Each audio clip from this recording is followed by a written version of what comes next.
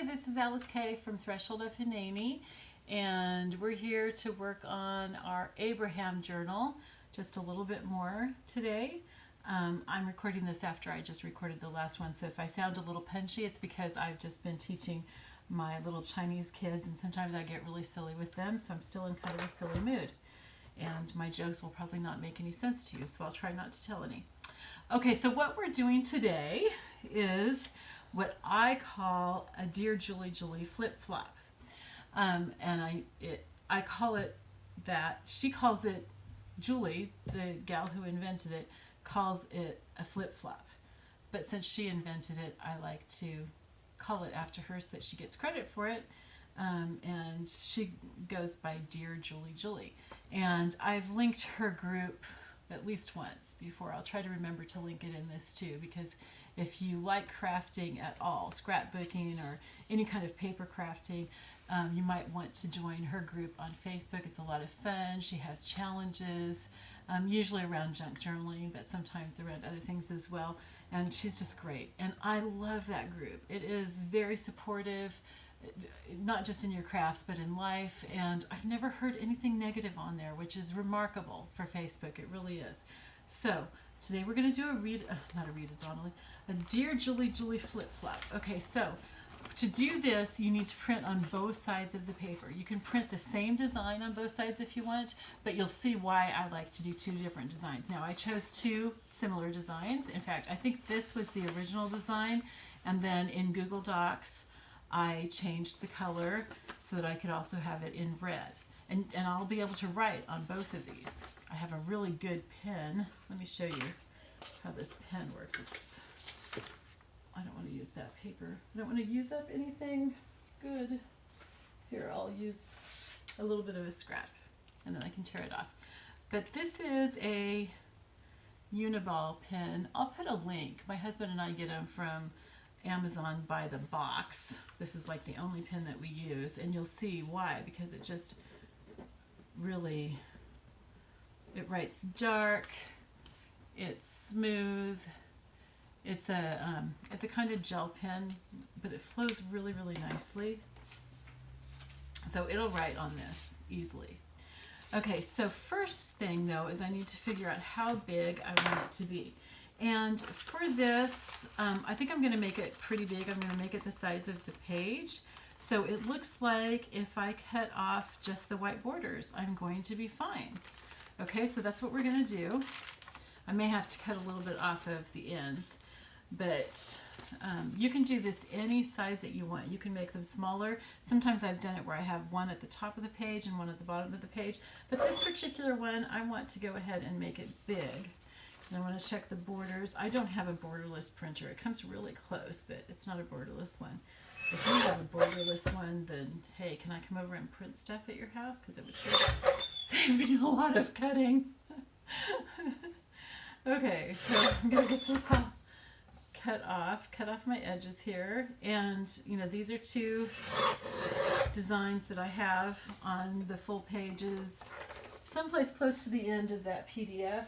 If you got the PDF from me, if you don't know what I'm talking about and you want the PDF that has all the pockets and stuff that I'm doing, just let me know. Send me your email address through my private contact link and at my website, and I'd be happy to send you the PDF free, you know, just whatever. It's, you know, I put hours and hours of work into it, so it's like the more people who can get something out of it, the better.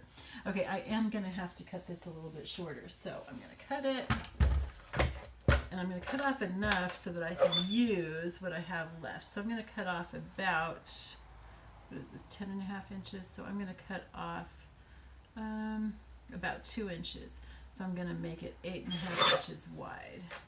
And that way it's wide enough for me to use for something else later on, because I don't want to waste that. It's too dark to put inside of a little notebook, although it could be the cover or something, I guess.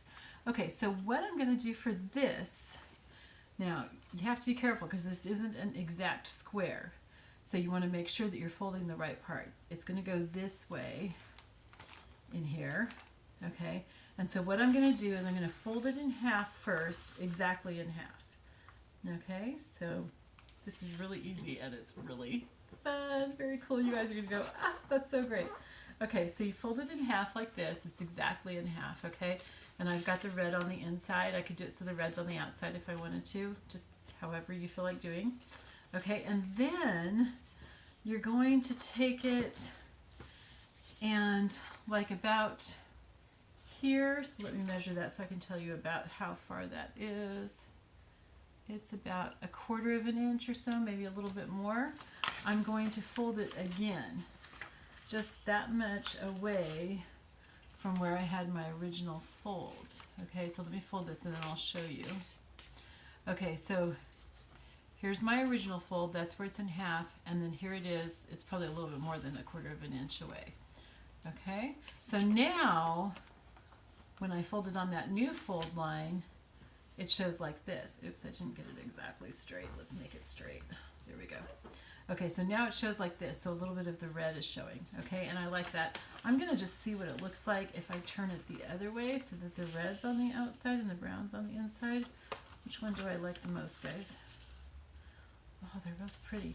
Okay, I think I like it with the brown on the outside and the red on the inside. Okay, so now we're going to find our page that we want to put it on. And it can go either way. It can be on this side or it can be on this side. But I think that what I want it to do is be on one of the right-hand pages. Although I could turn it that way. Yeah, I'm going to do it on the right-hand page. Okay, so, you know, I love my coffee dyed pages so much that I hate to cover them up. Okay, this one's okay to cover. Okay, so I'm going to take this out. I'm going to mark my place like that, which becomes more important.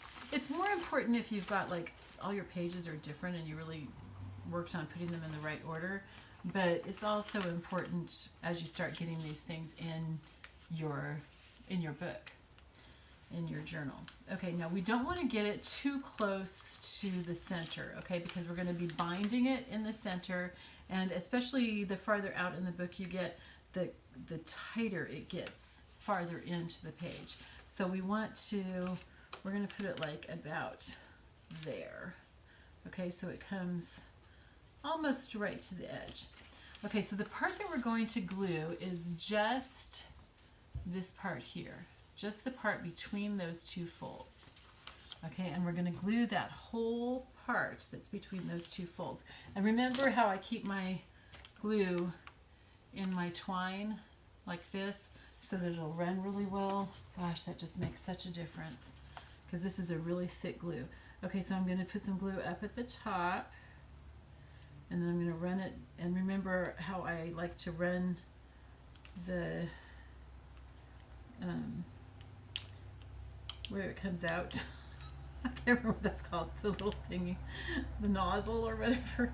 I run that through the glue actually so that it flattens it out so I don't have any bumps from the glue on the other side of the page. Okay, so I'm putting that all over that whole thing. Okay, and then I'm going to keep it closed this way. All right, so that we've got that fold right there is down so that I can see exactly how much space it's going to take up. And I'm going to move it close to the margins. Okay, I'm going to press it down. I'm going to go inside and really press this down here. And then I want to lift up both sides to make sure that no glue leaked out because I don't want either side to be stuck down. Okay, and I'm kind of like creasing it along there to make sure all the glue is nice and smooth. See, it's nice and smooth over here. So what you have, here's the Dear Julie Julie flip flop. You've got a page like this. Okay, you can write in the margin. Well, maybe not because that'll be close to the border, close to the binding. Okay, but you can write here. You can write here. You can write here, or write all the way across that. And you can write here, and then you can write here. So it's like you've just added 2 pages to your journal. So do you see what I mean? I mean, some of you were worried when I said, well, I have 80 pages, and you're worrying, well, is 80 pages going to be enough for 3 months of journaling and maps and charts and all this stuff? Yeah, because we're multiplying how many pages we actually end up with.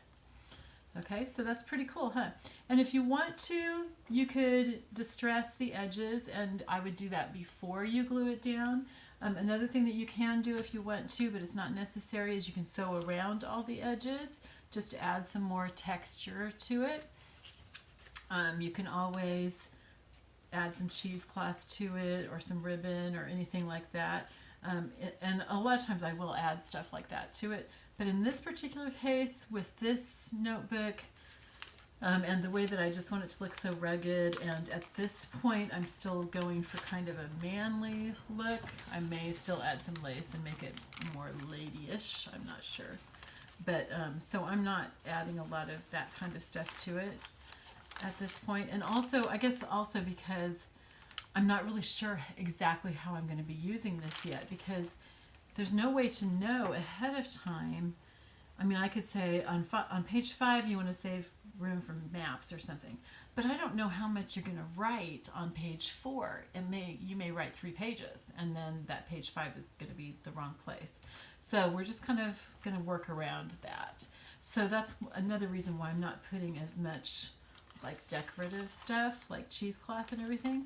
Okay, so here we have what we have so far. I love going through and just kind of admiring what I've already done. Here's that really simple pocket that we did, and another one of them, but this one goes to the side. Remember, it opens up on the side, and I've got a Rita Donnelly tuck flip, and I haven't done my homework that I assigned you guys yet. Oh, this one is upside down, so let's turn that one right side up. Okay, so then we've got these 2 pockets here, one that opens, does one open to the side? Yeah, this one opens to the side, and this one opens on the top.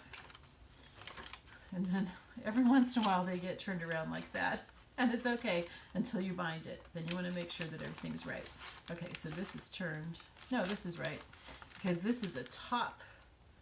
This is going to be a top tuck. We can tuck stuff in that way. And then just all this beautiful coffee dyed paper. And we're not going to bind it until we've gotten most of our pockets in, because it's just a lot easier to be adding pockets and stuff before you bind it. Okay, then here's our Dear Julie Julie flip flop. And I'll try to remember to link her group below. Here's another corner tuck, but this one's in the bottom. Okay, and here, okay, when I coffee dyed this paper, see how it tore? But I like that because of, you know, it gives it more of a worn look. In fact, I'm going to just let it stay flipped back like that. Doesn't that look so pretty and worn? And especially over on this side. I like that. Okay, here's a page that doesn't have a ton of coffee, so I can put something on that. This one has burlap design. Oops, this is upside down. So we want to put that back in the right place. There's our library pocket, and the other pocket with the, it's a pocket that comes out farther. I can't remember what it's called. And I think that's about it. We already went through the center. Okay, so here's our Dear Julie Julie flip flop. That's where we were. Okay, and our corner, and I think that's it. Oh no, here's another pocket right there, and here's one with cheesecloth sticking down from it. So that's going to look really cool when we have that, and we'll have like beads and stuff. If you don't have some beads yet that will go with your journal, like I'm going to use wooden beads with this, you might want to just look like at Walmart or something. They have little bags of beads that are 99 cents at Walmart, and you don't have to put beads on it, but you're gonna, I think you're gonna want to if you like. See, look at how I've got my beads right here. I've got bookmarks sewn into this, and then I've got beads here and some buttons hanging down, and that just makes it really fun. So if you want to go ahead and get some of that kind of stuff ahead of time, you can. And look at how it's getting fatter and chunkier because we're adding stuff. By the time that we're done, it's going to be like this, and you're going to have to tie it closed with something. Okay, so that's it for the Dear Julie Julie flip flop, and I will see you again next time. Love you all. Bye bye.